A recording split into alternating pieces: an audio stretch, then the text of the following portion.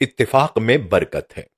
ایک بڑے میاں جنہوں نے اپنی زندگی میں بہت کچھ کمایا بنایا تھا، آخر بیمار ہوئے، مرض الموت میں گرفتار ہوئے۔ ان کو اور تو کچھ نہیں کوئی فکر تھی تو یہ کہ ان کے پانچوں بیٹوں کی آپس میں نہیں بنتی تھی، گاڑی کا پتلی بھی نہیں چھنتی تھی، لڑتے رہتے تھے، کبھی کسی بات پر اتفاق نہ ہوتا تھا۔ حالانکہ اتفاق میں بڑی برکت ہے۔ آخر انہوں نے بیٹوں پر اتحاد اور اتفاق کی خوبیاں واضح کرنے کے لیے ایک ترکیب سوچی، ان کو اپنے پاس بلایا اور کہا، دیکھو اب میں کوئی دم کا مہمان ہوں، سب جا کر ایک ایک لکڑی لاؤ۔ ایک نے کہا لکڑی؟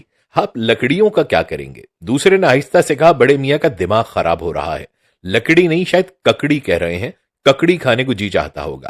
تیسرے نے کہا نہیں کچھ سردی ہے، شاید آگ جلانے کو لکڑیاں منگاتے ہوں گے۔ چوتھے نے کہا بابوجی کوئلے لائیں۔ پانچویں نے کہا نہیں اپلے لاتا ہوں، وہ زیادہ اچھے رہیں گے۔ باپ نے کراتے ہوئے کہا، ارے نالائقو، میں جو کہتا ہوں وہ کرو، کہیں سے لکڑیاں لاؤ جنگل سے۔ ایک بیٹے نے کہا یہ بھی اچھی رہی، جنگل یہاں کہاں، اور محکمہ جنگلات والے لکڑی کہاں کاٹنے دیتے ہیں۔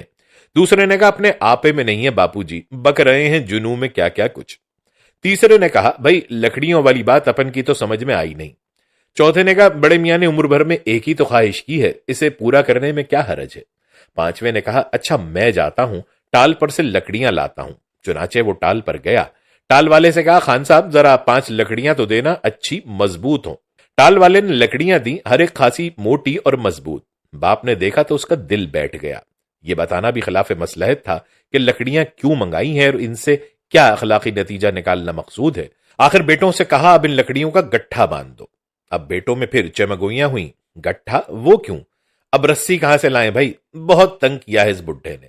آخر ایک نے اپنے پجامے میں سے ہزار بند نکالا اور گٹھا باندھا۔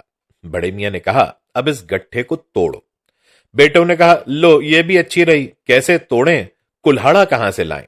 باپ نے کہا کلہاڑے سے نہیں، ہاتھوں سے توڑو، گھٹنے سے توڑو۔